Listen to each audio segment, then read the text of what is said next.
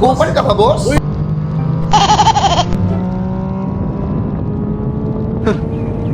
Upal. Akala ko ikaw ay akin, totoo sa aking paningin.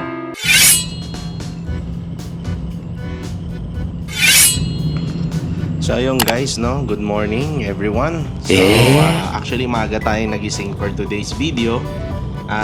Mahalaga itong araw na ito kasi it's the first day of school. Yan, ni aming Gab-Gab. Kuya Gab-Gab. So actually napag-decide namin na ihatid namin sa school si Gab-Gab, kami ni Angge. So ngayon, on the way kami ngayon, papunta sa school niya. So idadrop namin siya. So actually ang temperature right now dito sa Dubai, kung mapapansin nyo dito sa video, masyadong malabo kasi merong sunstorm and humidity, kaya medyo mainit yung ride natin today's morning. So time check tayo, it's already 6:45 AM dito sa Dubai. So kung mapapansin nyo, masyadong kalmado pa yung daan. So straight lang tayo, walang masyadong sasakyan. So actually ang kilometers so actually meron mahaba-haba ang konti ang biyahe, so mga 15 to 20 minutes. Pero syempre hindi tayo aabutin ng ganun kasi nakamotor tayo, so mabilis ang ating andar. So kapag kasi may mga radars, medyo bumibilis-bilis ako ng konti kapag walang kamerang nakatutok. So yun, so yan. So approaching tayo ng roundabout. So dadaan tayo ng 3 roundabout bago tayo mapunta sa school ni Gab. So actually, it was my first day going to the school as well, na nakabike. So medyo mainit at pinagpapawisan ako. Approaching roundabout tayo. Yan. So ito yung road ng Dubai, kung saan mapapansin nyo, ayun yung mga kasabay nating mga sasakyan, no? So kalmado naman dito at disiplinado yung mga drivers natin dito. So lalo na kapag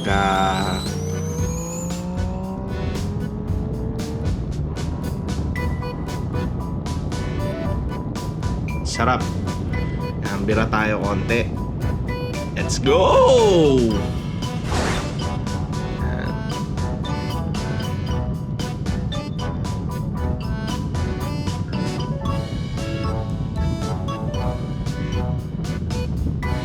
Dun sa school kasi nga medyo mainit, so mauna na akong mag-park. Hintayin ko na lang sila dun sa school. So actually yung school niya is malapit lang din dun sa trabaho, so it's very convenient for me going there kasi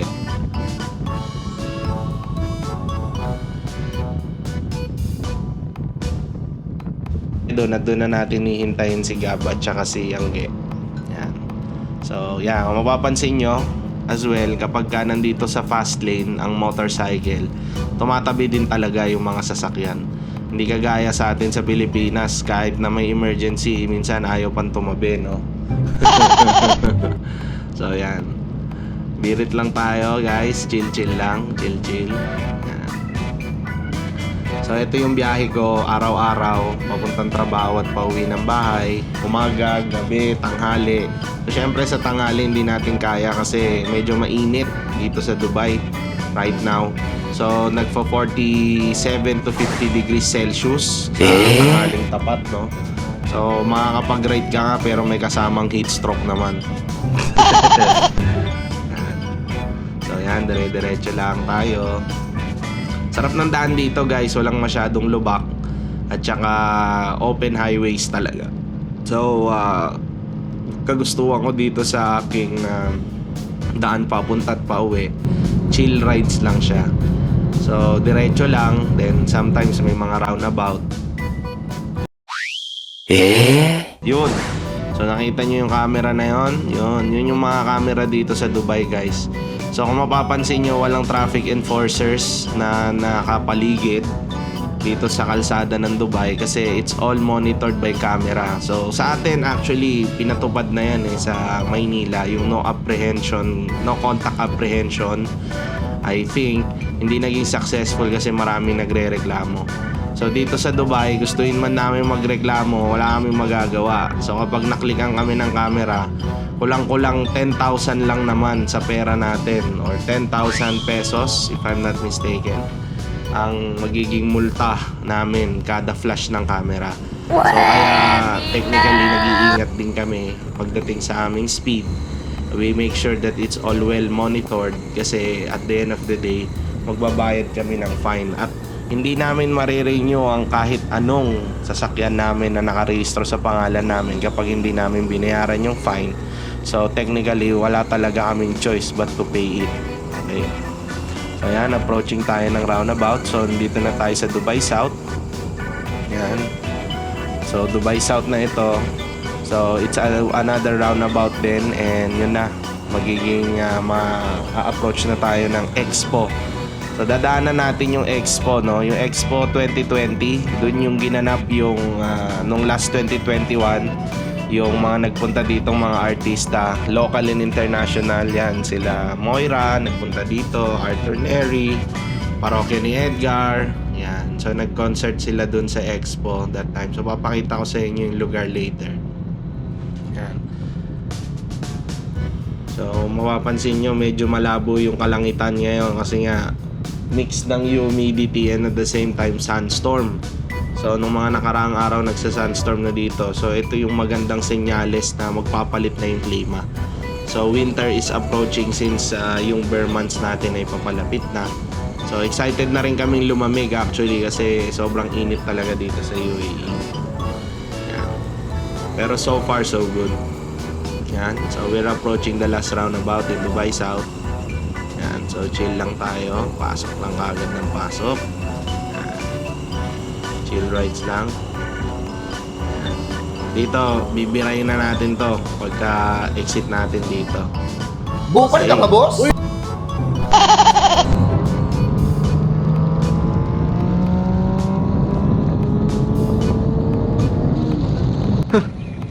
Upal! So makikita nyo, yan yung daan na binabaybay ko, no?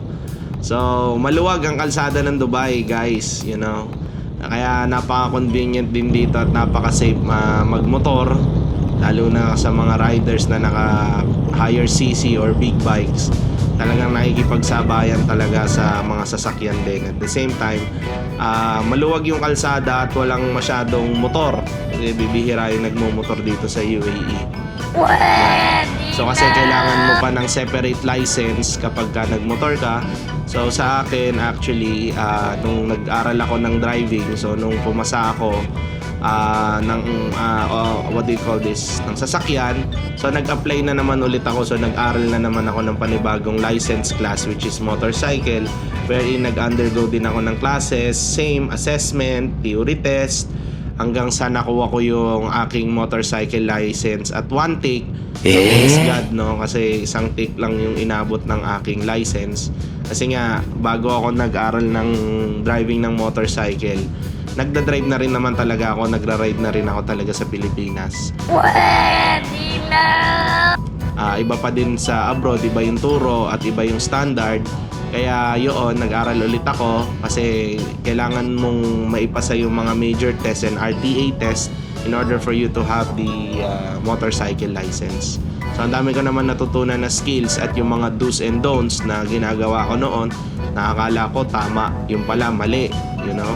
So yung mga nakasanayan nating driving style sa Pilipinas is hindi talaga uubra dito sa UAE. At syempre, yung safety, tinuro din sa atin kung kailan tayo magtamang magbe-brakes at magpapalit ng gears, especially kapag nag-a-approach tayo ng mga curves, you know. So we advise all the riders na wag tayong mag-a-apply ng any brake o mag-change ng gears, especially kapag bumibangketa tayo o bumabanking.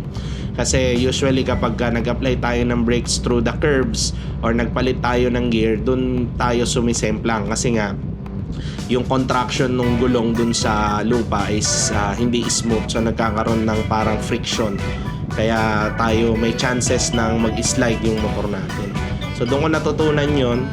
So ang dami actually, madami akong natutunan sa pag-aaral ng motorsiklo dito sa UAE. So far so good. Yan. So, approaching tayo ng Expo. Yan. So, makikita nyo yan, mga kasabayang mga sasakyan. Yan. Sige. Susundan natin yan, guys. Yan. Na-overtake tayo dito sa sasakyan na highways. Let's go! Yan. Ito yung road ng Dubai, guys. So, kung mapapansin nyo, it's a 6 lanes. So, one way yan, ha. Then 6 lanes din dun sa kabila. So, ganyan kaluwag yung kalsada rito sa UAE. Kaya, masarap talaga magmotor dito. Yun nga lang ngayon, medyo hindi. Kasi, mayroong, what do you call this? Merong humid at medyo mainit. Pero for the vlog, like Don the Moto Vlog, yan. So, ito-document natin yan para maipasyal ko kayo dito sa UAE. Kung anong itsura ng mga kalsada rito. Yan. So, makikita nyo. Medyo malabo talaga yung camera kasi nga humid. You know, hindi yung camera talaga dun yun sa panahon. So, may libre tayong foundation for today's video. Yan. So, malapit na tayo, guys. Yan. Yan, we are approaching. Yan yung nasa aking kanan na yan. Kanan na lugar na yan. It's the DIP. Yan. Diyan na ako nag-work, guys. At dyan din yung school ni Gab. Pero doon tayo mag-i-exit sa Alyalais. Kasi doon yung pinakamabilis na daan papunta sa school ni Gab. So, mauuna talaga ako sa ayaw at sa gusto nila. Kasi nga, Bumalik ka pa, boss? mabilis ako magmotor. Pero syempre, we maintain the, what do you call this, the safety at all times. So, doon napanood nyo yung aking previous vlog. Ito yung dinaanan ko nung nakita ako ni Sir, yung si Dubai Police. So that time actually may aksidente sa harap ko, pero kung makapapansin nyo, hindi ko siya pinakita sa aking vlog kasi it's prohibited, you know. Kaya instead of yung accident yung i-share ko sa inyo, ipapakita ko na lang sa inyo si Sir. So sinenyasan niya ako on my last vlog na sinabi niya na dahan-dahan. Actually, nakikita niya ako, goods daw, goods diba sir, goods. So yun lang. So saan na ba ako? Yan.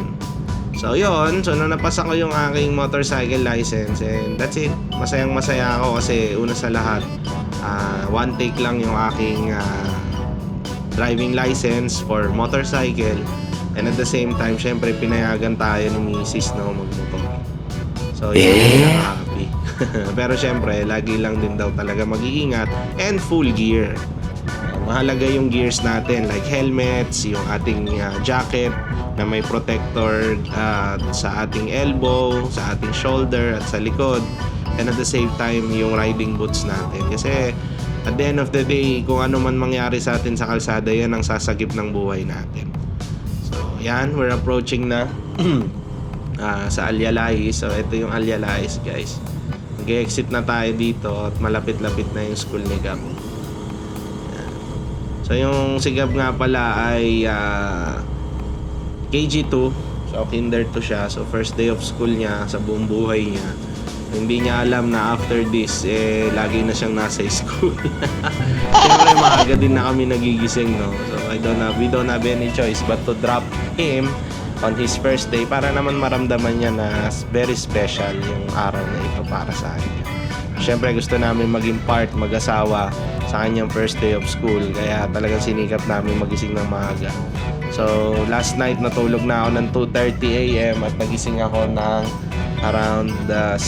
So, konting tulog lang, okay na. Okay, power! Sabi nga ni Sir Kong power!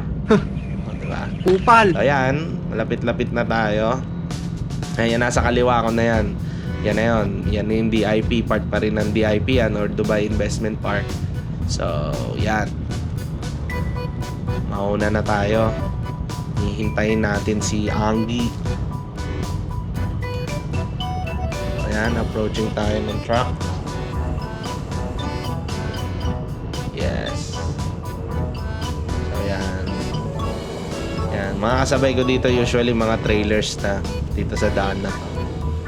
Yan. Pero medyo matagal siya, so mag-overtake na tayo dito. Kasi ang trucks dito actually they are only on the right lane. Hindi sila pwedeng pumunta rito sa kaliwa kasi bawal, mapaflashan sila ng camera at magkakaroon ng fines. Hindi kagaya sa atin sa Pilipinas, yung mga truck nagpupunta ng fast lane, no?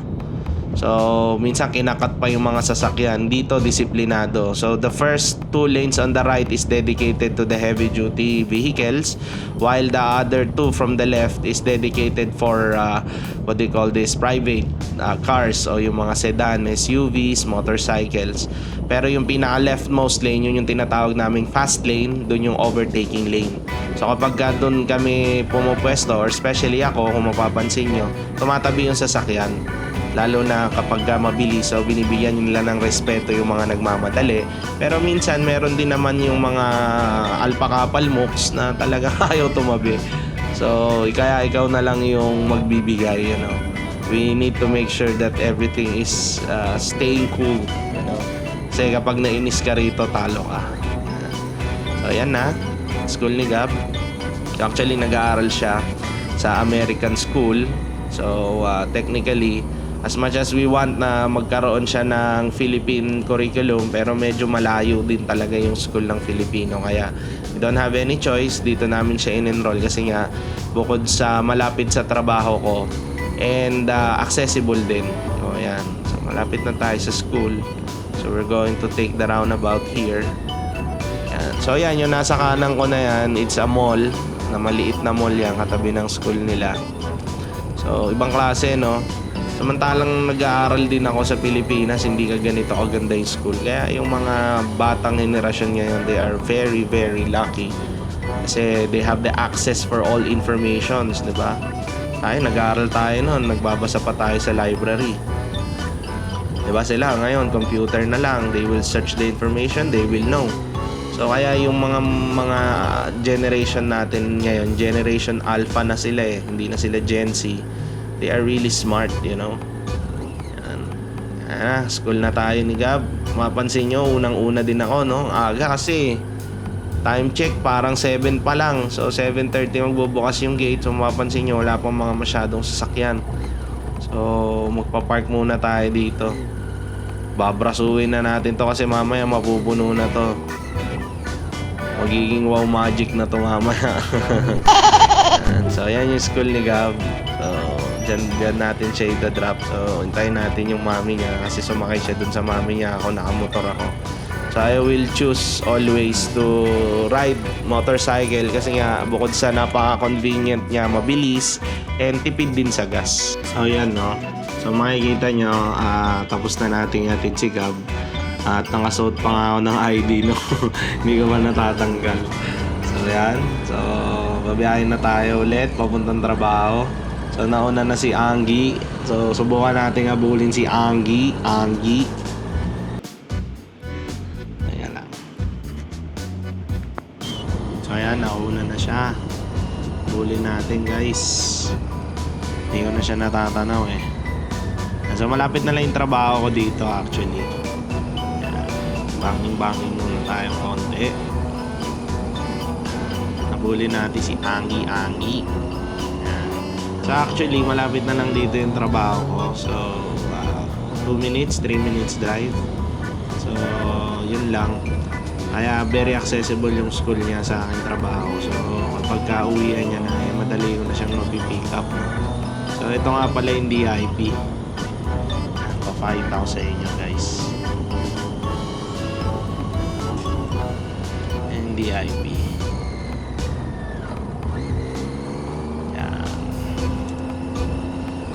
Ang ganda ng daan, di ba? Huli natin si Anggi. Bilis ah. Yun, natanaw ko na siya, guys. Lapit na. Basic na to. Kailangan lang ng boom. Boom.